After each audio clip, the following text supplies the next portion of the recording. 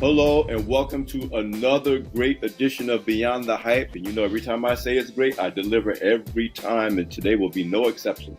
I'm Alfred Edmond Jr., Senior Vice President, Executive Editor at Black Enterprise, and of course, I'm your host for this and every episode of Beyond the Hype. Listen, guys, this show, this topic, these guests are just very important to me, exciting to me. First of all, those of you who know me really well, and that's a lot of people, know that my oldest daughter, Mo Brown, is a filmmaker and a producer. She has a production company, Sugar Productions. She actually now has like a very popular second season of a comedy series called Mo Brown's Bodega, which she's been going all around the film festivals this past year, winning all kinds of awards. And so she doesn't know yet that I'm going to have these guests on the show. She'll find out, but she's going to be very excited because this is her wheelhouse. And I'm going to say this. What we're talking about today, I wish my daughter had when she was a teen or a preteen. This didn't exist. And so without further ado, I am so thrilled to welcome to Beyond the Hype the co-founders of Black Girls Film Camp, Dr. Jimmeka Anderson and Sierra Davis. Welcome to the show, ladies. Thank you so much, Alfred. So I told you this story before we came on air, but about how I first heard about you. Guys, my audience, you guys know I do a lot of public speaking around the country, and I was the keynote speaker this past year in Kansas City for the DEI conference of the National Association of Insurance Commissioners in Kansas City. Okay, so now we're talking Kansas City. I go back between New York and Chicago, and I met someone, Shonda Patterson-Strawn, who was at the conference, who was actually a DC litigator. So you see how God works. None of us had any reason to think our paths were going to cross. So I'm giving this speech and at a reception before the event. This woman, Shonda, could not stop talking to me about Black Girls Film Camp. And I'm like, wait, this is an insurance commissioners conference. Why am I? Oh, Black Girls Film Camp, and y'all don't do nothing on Black Girls Film Camp. The Black Enterprise don't do it. And suffice it to say, she never let it go. We connected on LinkedIn. Whenever she would reach out to me about it every month or so. When y'all gonna do Black Girls Film Camp? and I just couldn't get you guys on the lineup because we were all booked out for the year for guests for the show. And so when I told her that I scheduled this interview, she was so thrilled. So before I get too far down the road, let's just tell our audience about Black Girls Film Camp. Let's start with how you guys even started it. When did it start? How did you start it? Just start from the beginning. Absolutely. First, I got one shout out, Miss Shonda. Shout out to her because we love our parents, and we had no idea she was going hard in the paint. Yes. Behind the scenes. So, we should note that her daughter was in the program, is now on your alumni board, her daughter, yes. Daria. Mm-hmm. Yes. Daria is on our alumni board. She's amazing. She had an amazing film that came through the program. Has been sweeping awards in different film festivals. And so shout out to her. And also, before I get started, Mo Brown, she gonna have to come be one of our speakers. Like, we need to put her in rotation too. And talk about her work. We're gonna make that happen. That's done. Trust me. We gotta make that happen. So Black Girls Film Camp the vision of it came about when I was in my PhD program. So kind of giving a little bit more of a backstory. I had been doing work in the media literacy space for about 10 years on a national level. And I had decided to pursue my PhD and focus on media literacy education. And I zeroed in on Black girls. I really wanted to center Black girls and the inequities in representation that existed, but also how it was impacting Black girls in their education and in life, and the power of storytelling and narrative shifting, what that could look like. What does counter storytelling look like? And so as I was doing my research, I had learned a lot about the representation with only about 3% of Black women being the directors of the stories and narratives that we see in Hollywood. And then also that kind of coinciding with 3% of Black girls being represented as subject in the films and the narratives that we're seeing on TV. And so I'm doing all this writing, people asking me to contribute chapters in their books, you know how academics as academics are. We want to write, right? And for me, it was, as I'm writing, I'm like, I don't want to just write about this. I really want to change the reality of what I'm writing about. And so I ended up putting in a grant to launch Black Girls Film Camp in 2019, and it got approved. But what happened was that in 2020, March 2020, COVID hit. And so when COVID hit, it really changed the game. I really thought, well, I don't know if I'm going to be able to do this program. It was just literally like, it was just going to be this camp I was going to host at the university, and it was going to be during the summer and in person. And so when COVID happened, we were all in the house. I said, oh, I clearly that's next. We're not going to be able to do no film camp. It was a great idea, thanks for the funding, but clearly it's not going to happen. And my professor, Dr. Chance Lewis, I got to shout him out because he's very renowned in urban education, and he was my mentor and advisor. And also I put the grant in under his urban education collaborative, and Dr. Lewis told me, we don't give back money. And so I was like, you got to figure out how to make this work. I said, how am I going to do a virtual film camp? Because it was very clear nothing was changing with the conditions of the pandemic. And so everybody was still inside. Nobody wanted to come outside. And so I really had to figure out how to revamp and re-envision, reimagine. I like that term now, reimagine what this program could look like. But I did not know that it was brilliance in the making to have that condition, to have that situation play out, because when I reimagined what this program could look like, what support and mentorship would look like to navigate, a girl that is not in our presence, working with us on campus, I was setting up the success of what Black Girls Film Camp would be, which would be a national, well, actually international now, program that is accessible to any Black girl anywhere, no matter where they are in this world, they can be a part of this program. But then it was opening up the doors for the Black women in Hollywood to say, hey, I want to come in and be a part of this and speak and pour into these girls. And it created a platform that neither of us knew was going to be as impactful and meaningful in our lives and in this community and this space. And so when we launched the program in 2021, the spring of 2021, we had Karen Tolliver, Academy. How many Black Women Academy Award winners are there? And then, like, we're starting off with having like someone like Karen Tolliver and Hair Love. That short film she produces, where she got that Academy Award for, was big and super impactful on the lives of Black girls and hair representation, and especially everything coming about with the Crown Act. And so topics and conversations were being put in the mix of what does narrative change look like, and then we had a lot of amazing showrunners coming in, and so one of those showrunners was this lady named Michelle Trample-Spellman, who had a show with Octavia Spencer on Apple TV called Truth Be Told. And so after the camp wrapped up, the camp in the pilot year, the first year, was only 4 weeks. It was a 4-week camp. And so after it wrapped up, I was like, job well done. Now I can, do a write-up on how successful this program was. And that was that. But Michelle had messaged me and was like, that was the most, meaningful experience I've had in a long time. I will be on your board. Let me know what you need from me. And I was like, board? We don't have a board. That was like a one-time project. I got a grant for that, and that was that. And so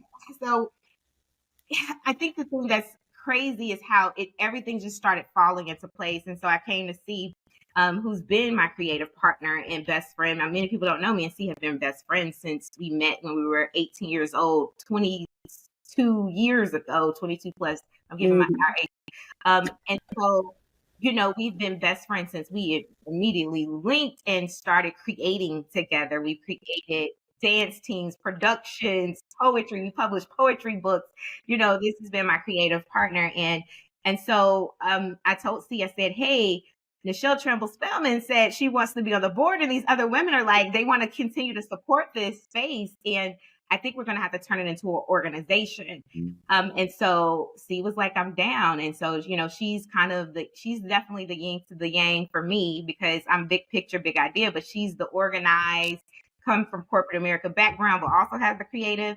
And so she started getting to work to make sure we got everything done to turn Black Girls Film Camp into an organization. And voila, 2021, we launched as an organization in the fall. And so it's been 4 years. We're going into our 5th year as a camp, and 50 films. We're headed for 50 films this year, produced 40 thus far. And so the rest is history, and that's the backstory. Sarah, I'm going to want you to jump in, but before you do, there's a couple of things that you just hit on that is very interesting to me. One, I do a lot of mentorship of now at least dozens, maybe more than 100 at my last count, of entrepreneurs. And many of them are partnerships like yours. And one of the themes that you guys, again, echoed that I found over and over and over again is successful partners usually have an ideator and an executor. Like there's the person that's like, yeah, guess we got to start an organization. Another person, okay, this is how we're going to get that done, and that I'm feeling that in your partnership to some degree, even though usually both sides do a little bit of both, but there's usually a great ideation person and a great, here's how we're going to get it done person. And I echo that with you, and I've just run into that over and over again with successful partnerships, in entrepreneurship in particular, but in other types of partnerships. The other thing is ironic to me how often I've been talking to people over the last 4 years whose very successful efforts started during COVID when it was forced, and the shutdown forced people to do very innovative things. And one of my mentees, and you may or not have heard her, she's gotten a lot of national attention in the last 3 or 4 years, Dr. Dorothy Jean Tillman II, who just got her doctoral degree at age 17 at Arizona State University, but had gotten a master's at age 14, which when I first found out about her. But she has a company called the Dorothy Jean STEAM Leadership Institute that has a very popular STEAM camp in Chicago. Mm-hmm. That started during, same thing. She went to Ghana, wanted to start the STEAM camp, again, for kids in different countries that didn't have the access to the same resources, but were very brilliant kids around, science, technology, engineering, arts, and math. And it was supposed to be a physical camp, like you said. COVID happened, and she had to make it a virtual camp. Not knowing what was going on. This was right in 2020. And again, your story almost mimics hers, and now the Dorothy Jean STEAM Leadership Institute, and of course the media attention she's gotten for getting this degree at such a young age and being on the Jennifer Hudson show. And I could do a whole nother story about that. Obviously, she's been covered in Black Enterprise. But I tell people, even Black Enterprise was started during a recession. And there's so many times we're told, oh, this is not a good time. This is not a good time. But so many great businesses and organizations and were launched during supposedly not a good time to do it. And that seems like Black Girls Film Camp falls into that category. So Sierra, Jimmeka comes to you. I mean, you're used to it because you guys have been rolling together so long. It says, looks like we got to start an organization. What did that look like for you when you experienced that? So I was really excited. The first year, the 4 week, when we did it just for the 4 weeks. So in the pilot program, I actually served as a creative coach. And then, Jimmeka being Jimmeka, she started pulling me in on different parts. She was like, see, I need somebody to also help me to lead the recruitment process. I was like, okay, I got you. And I need somebody to help me with the logistics. I was like, okay, I got you. So again, like she said, I worked in corporate America, and I actually was transitioning out of corporate America. So Jimmeka has had nonprofits before. She has an amazing nonprofit, I Am Not the Media.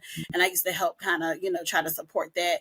But I am the type of person that if I do something, I want to be all in. And so I didn't ever have the capacity. I have 2 boys who play travel ball, and I worked and I did a lot of other things. I've never done just one thing. I was doing event planning on the side, and it was just all things, just trying to keep a balanced life.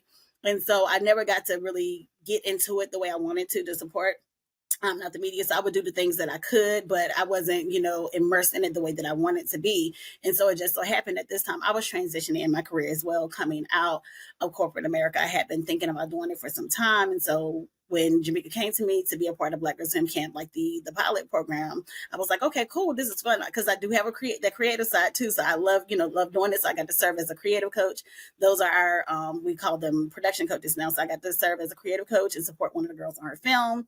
And then when she came to me that summer after we wrapped up the program, and she was like, "See, let's turn this into an organization. What do you think?" I was like, let's do it. I loved it. I had a good time. Let's do it. Let's go. I ain't never did nothing with nonprofit, but like, let's just see what's gonna happen. And so I was all in. I just think that everything lined up. I thought I was leaving my job to do nothing but my event planning business and just focus on that, but God had other plans. And so everything that I've done up to this point has put me in position to serve well in the organization as the finance and operations director, and to help, like she said, on the programming side with needing. She leads that.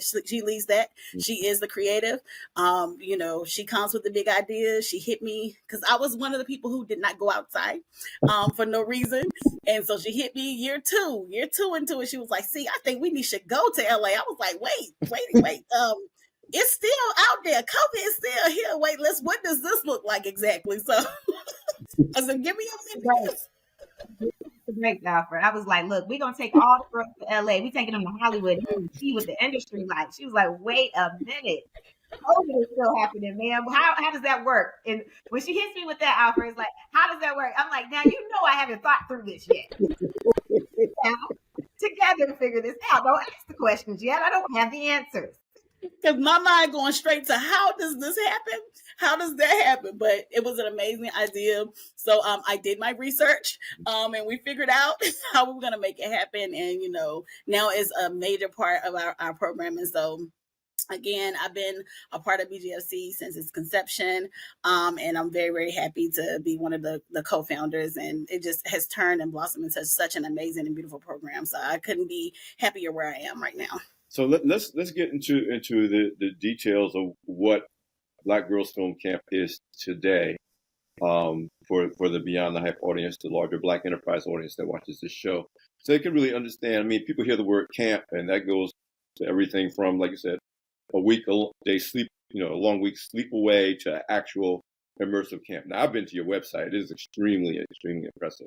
But what is Black Girls Film Camp today? What do who's eligible for it? How do they get into it? And what happens? Yep. You want to go? See? Go ahead. Okay. You jumped it. Go ahead. So Black Girls Film Camp today, our mission is to close the representation gap in media by cultivating the next generation of Black girl storytellers and amplifying their stories.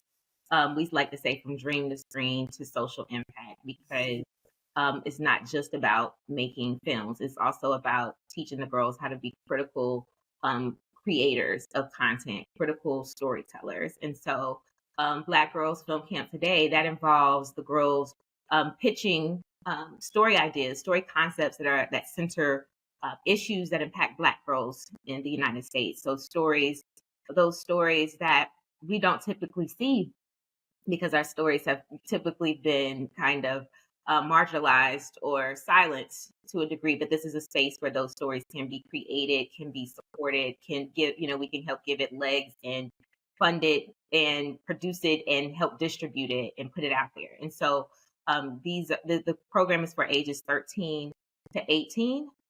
In the fall, we open applications, girls apply. We have hundreds of girls that do submit and apply, but we only take a cohort of 10 each year. And so these girls that come in, the top 10, I'm not gonna lie, they're impressive. I wish I was when I was in high school. Too bad I was focused on boys and they're very focused and driven. So it's great to have a space that we can continue to harness all of the drive and the creativity that they have. And so the girls come in, they go through 3 phases of the program: pre-production, production, and then post. We have supervisors that are in the industry that oversee each phase of that program. So we have a pre-production supervisor that is a stellar writer in the industry. Shout out to Regina Hoyles. She has had many films on the circuit, and she's written for different, like TV and different things. And then we have a production supervisor who is a producer in the industry. Her films right now is getting NAACP Image Awards and all the things, you know. And then our editor, our post supervisor, Chastity Jade, she was the first Black woman editor in the NBA, senior editor in the NBA. She's won an Academy Award. So, you know, these are women that are the supervisors of each phase. Me and Sierra are not the people helping them make the films. Like, we have industry people coming in and coaching them through each phase, but each girl also gets her own personalized Black Girls Film Camp crew, and we contract them out. So she gets an editor.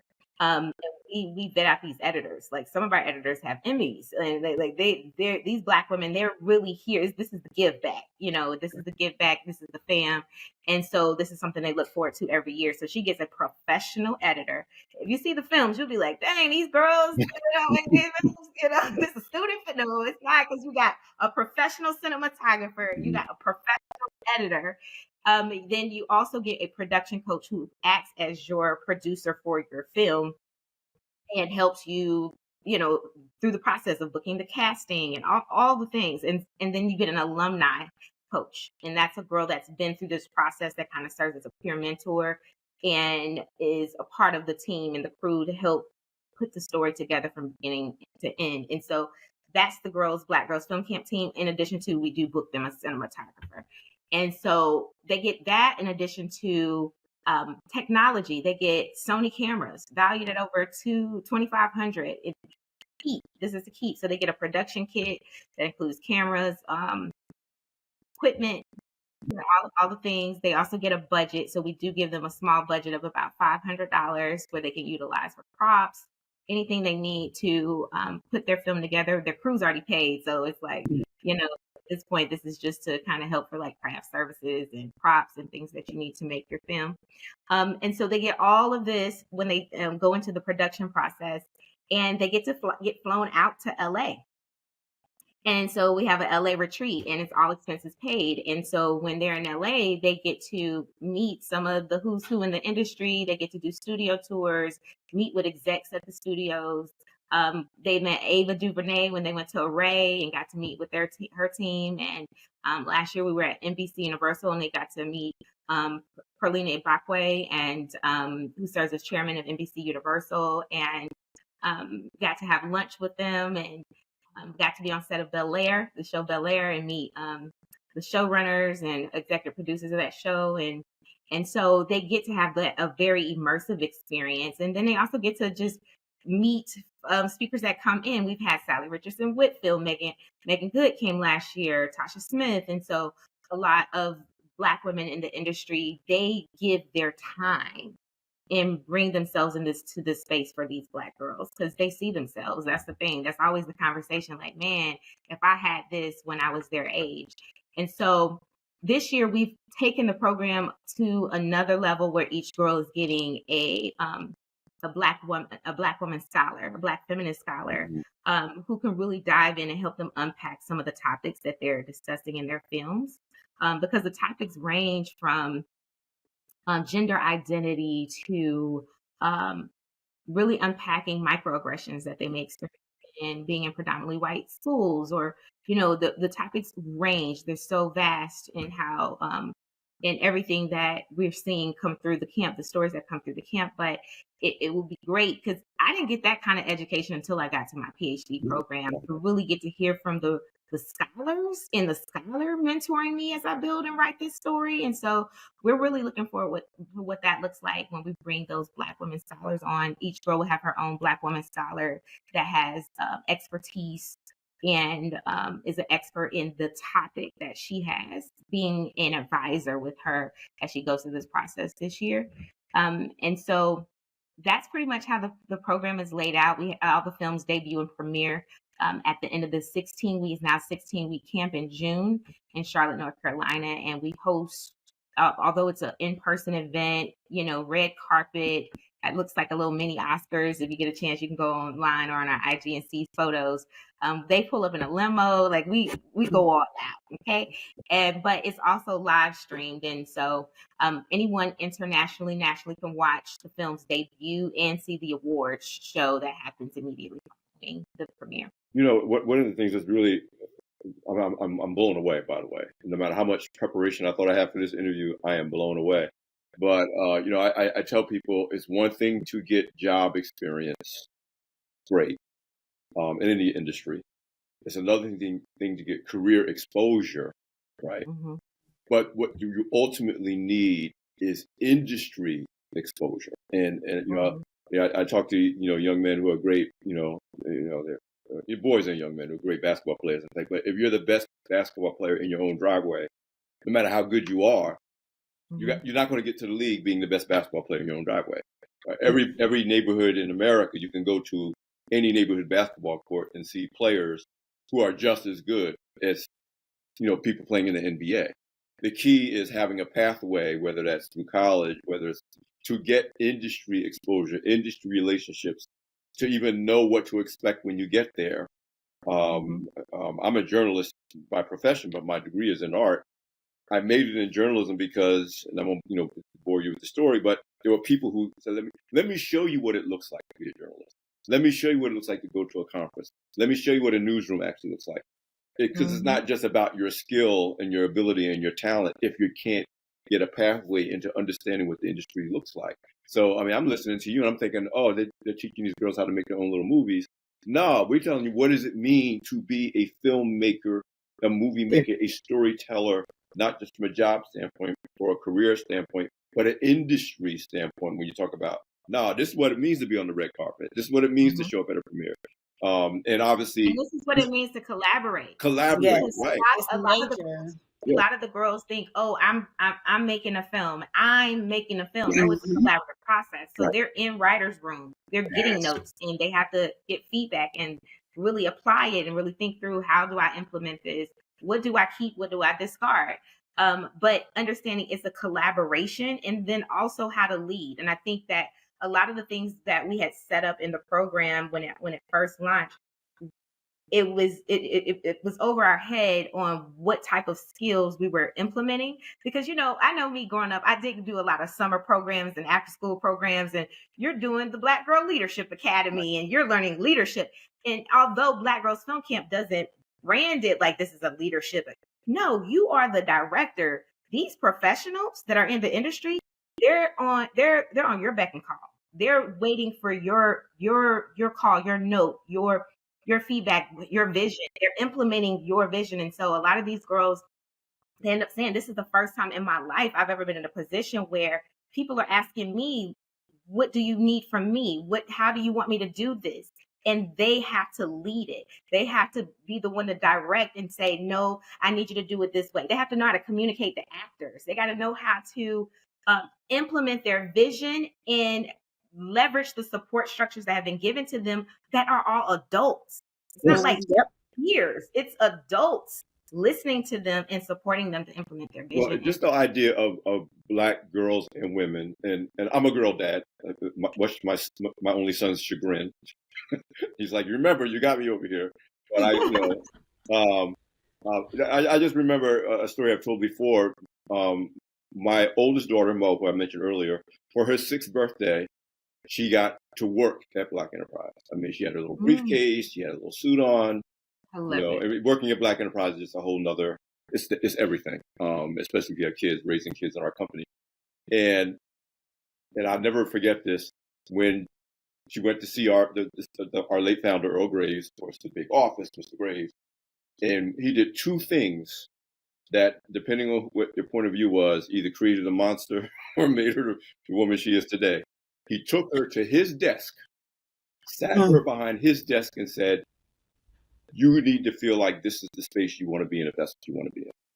Then he took her hand, took her to the boardroom. This is our old offices. We had the boardroom of life, like 50 chairs, the high back leather chairs, and like the boardroom that, like, you're running the world from this boardroom. He took her to the head of the table, sat her down, and his message was, being a Black, being a girl does not mean these spaces and these places are for you, or are not for you. And she's 6. I don't, you never know what's going to take root when a seed is sown. You just sow the seed and hope for the best. Man, like I said, there's things that I doubt and worry about with my children, all my children, and certainly my oldest. Whether she can get it done when she decides she wants to do it, that's not one of them. That's like, nah, you might be in trouble if you get in her way. Just don't, she can be very difficult to deal with. But the whole idea as a woman and a Black woman, period, that a man can be quote unquote difficult to deal with, and that be seen as a testament to their commitment to excellence and high standards. But often women, and Black women and girls in particular, are labeled as difficult if they assert the same, uncompromising, I'm going to be difficult because it has to be done right, it has to be done this way, and I'm not going to accept less. And so what you guys are doing, like you said, I'm sure you would probably agree, not everybody comes to that camp is going to go on to become Ava DuVernay.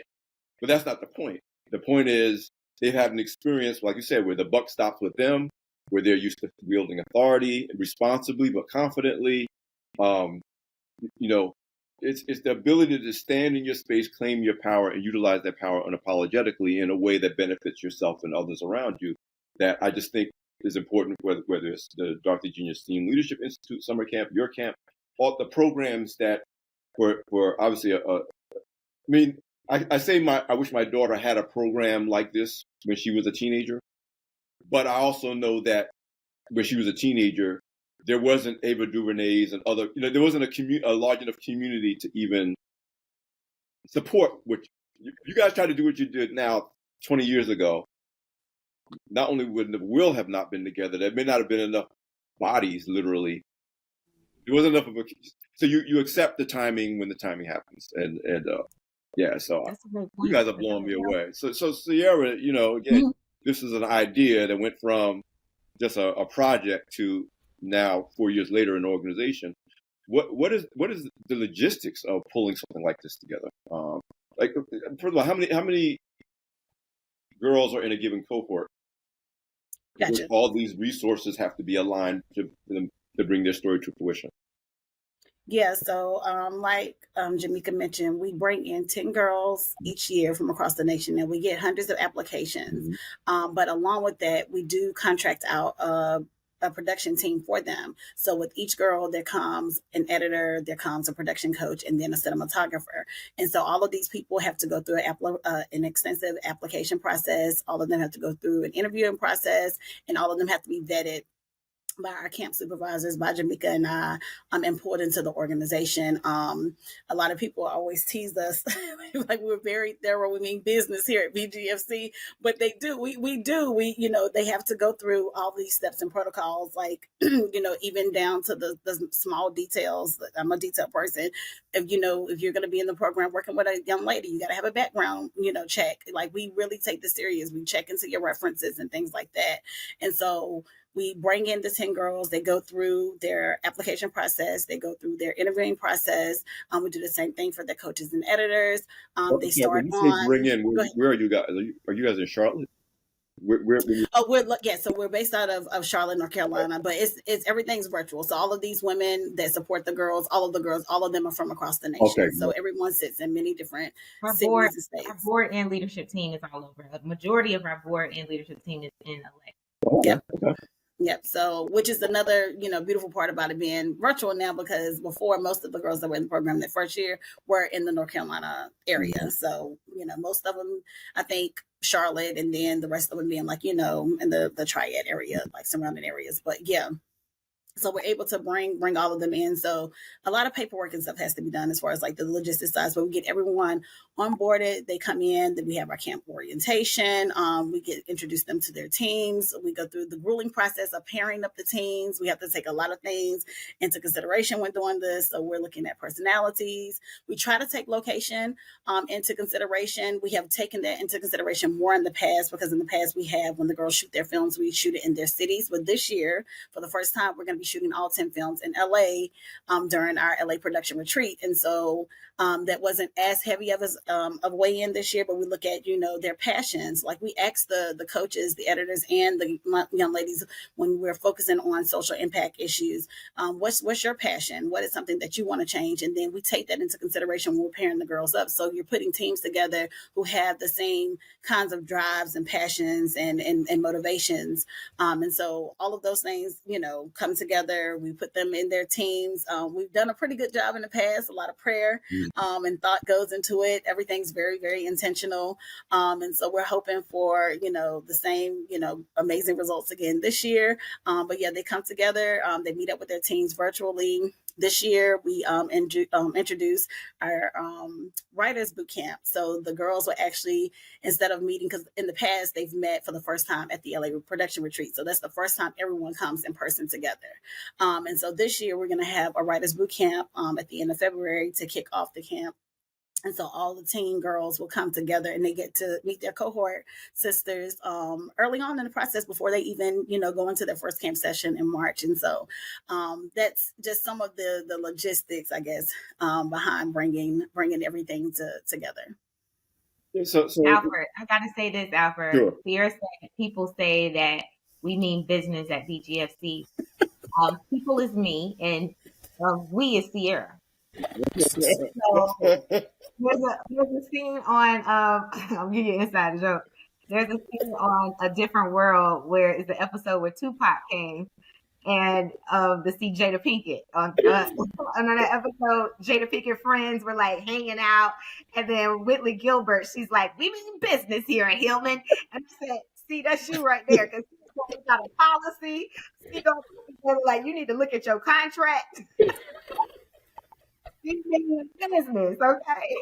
Listen, I work for Black Enterprise. That's our mind. Like, no, yeah, you cute and everything, but that's cute. Be reminded. Let me just shot this really quickly to remind you. Junior STEAM leadership program in Chicago, like where they're getting these kids their first passports. They go out of the country often. And they're like, no, I'm talking to the parents.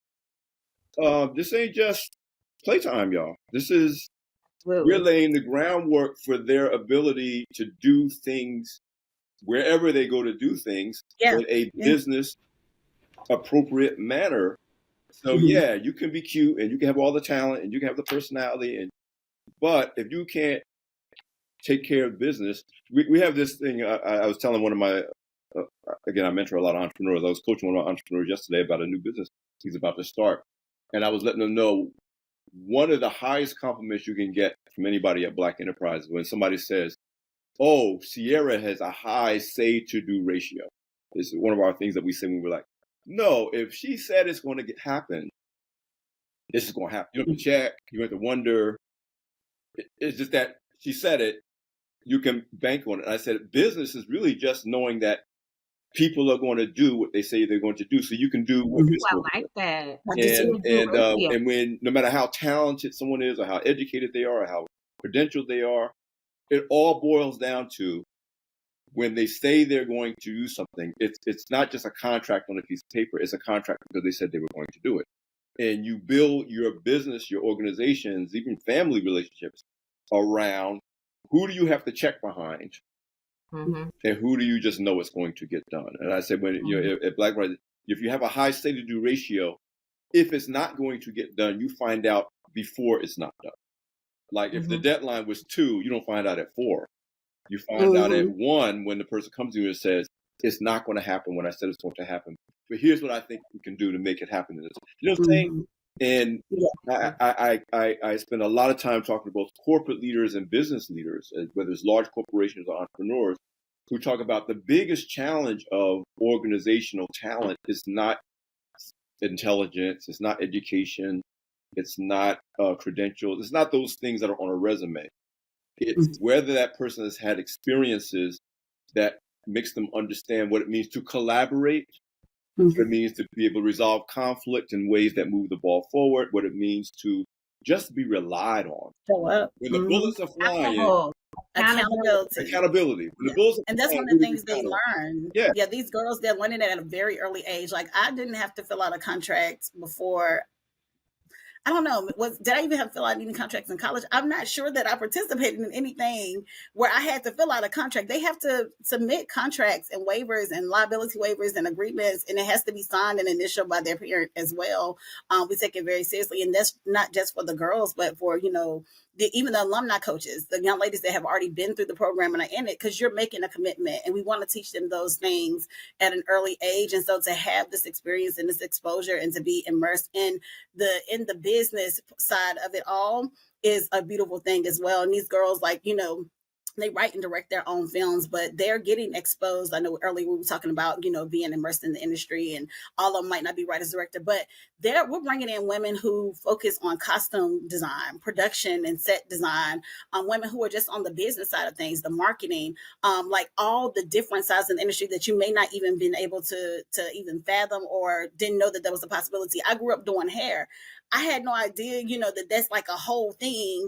Like somebody is like, that's their job, is to be doing hair in the industry, on set, like someone who is just their focus is on making sure, the couch is in the right place, the lamp is turned on right, or, it's like, those are things that you don't think about. And you might think that the things that you enjoy doing might not translate, but you want to be in this industry, but you don't know that it's a whole job. Like, there's a whole position that you can be doing. So they get exposed to all of this. So even the ones who decide, I did like writing and directing, but I really, really liked the editing process, or I really enjoy being on set and working with the cinematographer. It's so many different other avenues that you can explore in the industry. And these girls, they get to see all of these things when they're in this program. So you get the business side, you get the creative side, you get the exploration side. So you get all of it. It's just full circle. It's a full circle experience, and they're really, really set for success to be going into the careers of their dreams. So I want to bridge back, Jimmeka, to this idea where you got started in your specialty in media literacy.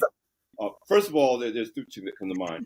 One is how we know historically creatives who are just creatives get exploited for not understanding the business, whether that's in film, music, whatever. If you're just there for the talent, but you don't understand the business, we've had a whole history and legacy, and it's not just Black creatives, but creatives in general, but certainly, Black creatives that, because they didn't understand contracts, because they didn't understand where the money was going and who got a cut. And so creating this generation of people that's like, yeah, I may be the writer or I may be the actor, but I understand what's supposed to be in that contract to make sure that I'm exactly. So that's that one thing.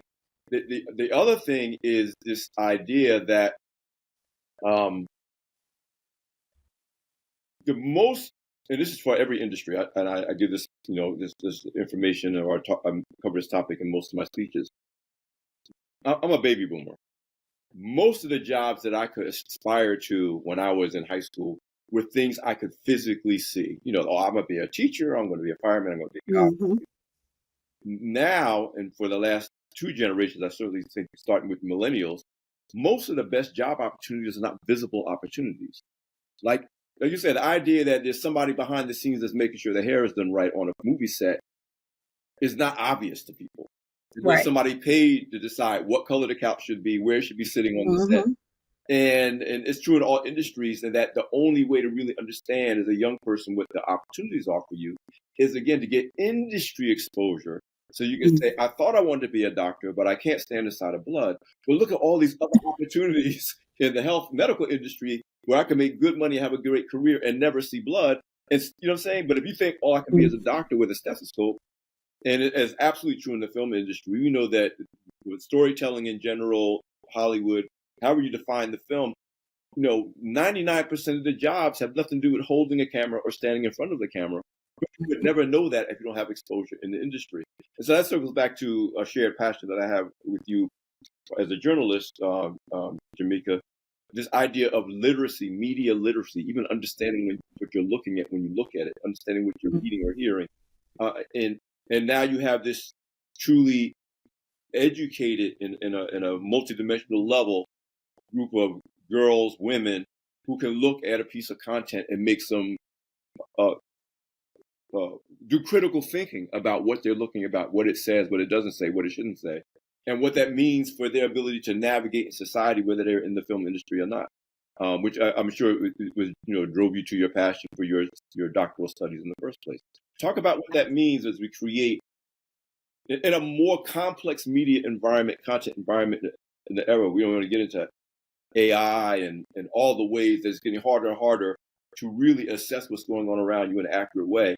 How media education and media literacy is going to be just a critical, in my opinion, a critical survival skill as we move forward deeper into the 21st century. Yes. So media literacy, for people who may not be aware, is basically having the skills to access, analyze, evaluate, and create with media. There's another kind of tenet that's been added on to the media literacy framework, which is act. And so with building out my curriculum for what I wanted Black girls to them camp to be, I knew I wanted media literacy education to be the foundational skills that these girls were attaining, whether they realize it or not. So they're learning how to access. They're learning how to access media. And when I say these are the skills, these skills are transferable in any space, whether you're looking at the written language or whether you're looking at visual or oral text. These are skills that if you have them, you're able to engage with media in a critical way. And so they're learning how to access content. They're learning how to utilize certain tools. They're learning how to utilize cameras. They're learning how to how things work. So when we talk about accessibility in media, it's one, being able to get the access, that digital accessibility, having the broadband, having the ability to engage with it, but then also knowing how it works to engage with the media. So they're learning that in our program. They're learning how to analyze. Analyzing is a big piece, which is also why we're adding on the scholar component. But beyond that, we have partnerships with USC. Our LA retreat is also a partnership with USC Annenberg and their critical media project. So they're doing workshops on how to really think about representation, how to think about, even when you don't even realize as a filmmaker, you are kind of taking on that analytical lens when you create your film, when you think about that shot list and what type of shot, each shot has a meaning. A close-up has a different meaning than a wide shot. What type of emotions you want to pull in to the viewer. So even as a someone in the audience that's watching a movie now, I'm like, oh, they really wanted me to focus on this, the way they have it angled, the way it's framed, the way it's shot. And so you become very analytical of not just the creation aspect, but also critical of the content and the narrative. When we're in these writers' rooms, every word on that page needs to serve a purpose. This is a 5 to 6 year short film. We're not doing a feature. Every word has to own that space to be on that script. And so they have to be very critical of how they're leveraging and utilizing dialogue in their story to push the story forward. Why is this here? It's not tracking. We need to fit, so they become very analytical in the storytelling process. When we talk about evaluating, what is the message? What is the impact? That's even asked in the interview. What do you want to do? What is the goal of this story for you? What type of impact do you want to make with this story? And that's why social impact is also a huge component, because we're not just going to talk about no issues. We need to know how do we want to use this film? Do we want to leverage it with organizations? Do we want to host community screenings? Do we want to create forums and really bring awareness around it? And so creation is explanatory as the next tenet of media literacy. And then the action piece is them being out there in their communities and having these conversations and facilitating dialogue around the issues that are part of their storytelling that impact Black girls globally. But all of that is our curriculum. It's embedded in that aspect. But what happens is the girls always say, and this is when someone is becoming more media literate, I don't look at movies the same. I don't look at TV the same. I don't look at commercials the same. They become very more acute to picking up on messaging, hidden messaging. Media literacy is being able to see the text, but also to see the subtext, right? And so I see what they're putting out there, but then this is the hidden message that, did you catch this? Did you see who are they targeting here? Especially like with these Walmart commercials. Okay, you done got your DEI, but who are you targeting with some of these commercials? Right. And what is the subtext of what you're trying to say about the audience who you are targeting? And so these are the type of conversations that we have, and we have a safe space to have these conversations with the girls. These girls get deep.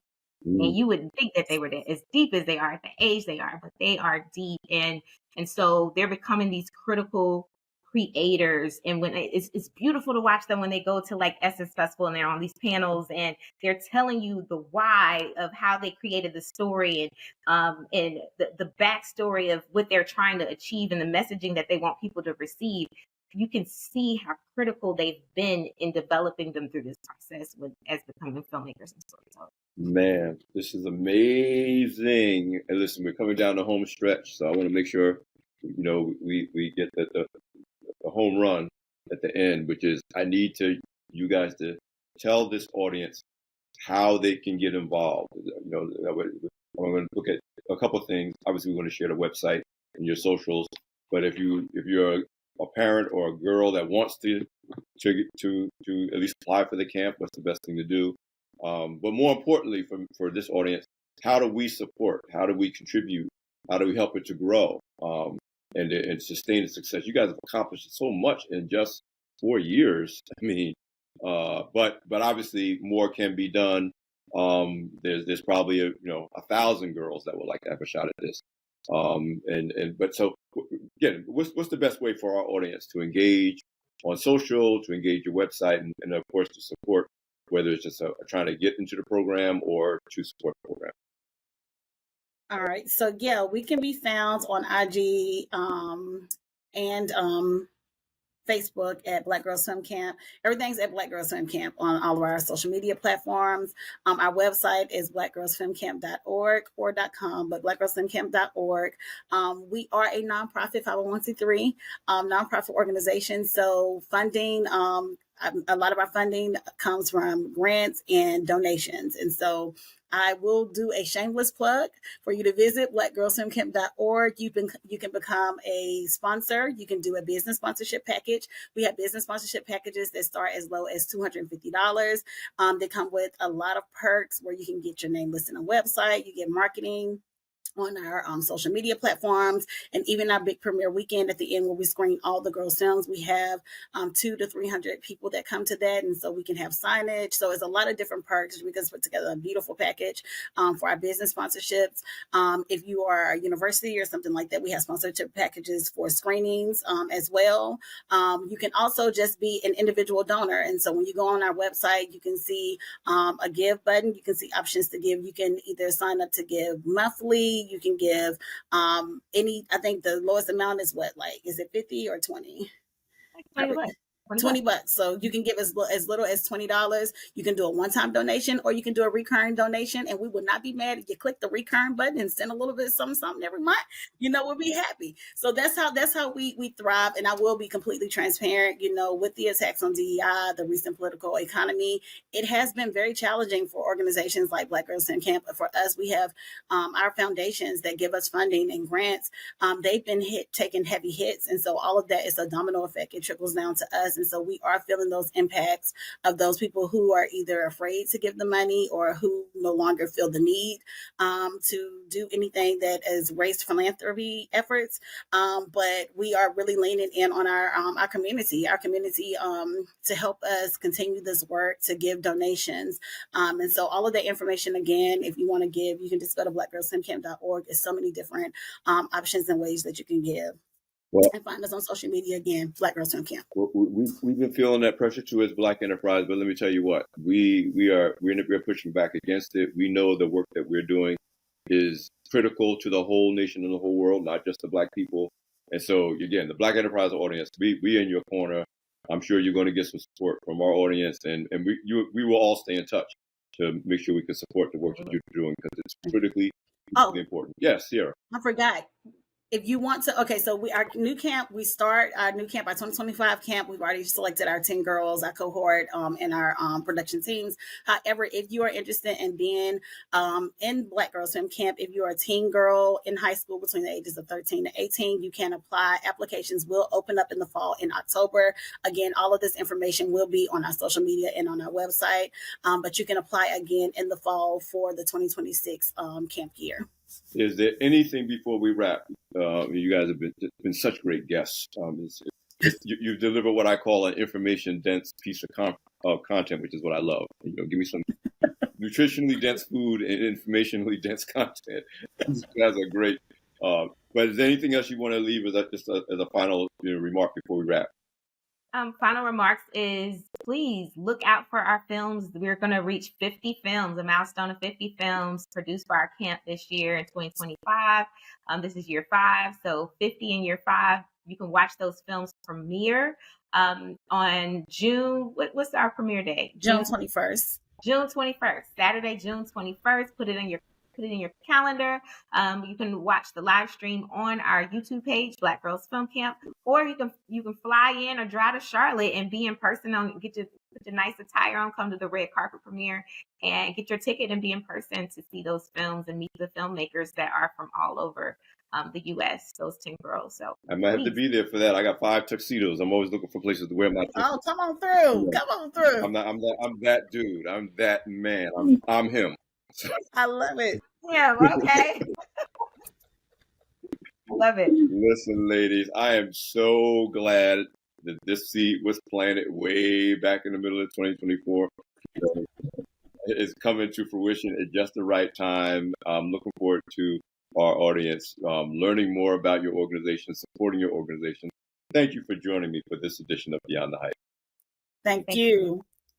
Yep. See, I promise I deliver every single time. I have a very high say-to-do ratio. This has been another edition, a great edition of Beyond the Hype. I'm Alfred Edmond Jr., Senior VP and Executive Editor of Black Enterprise.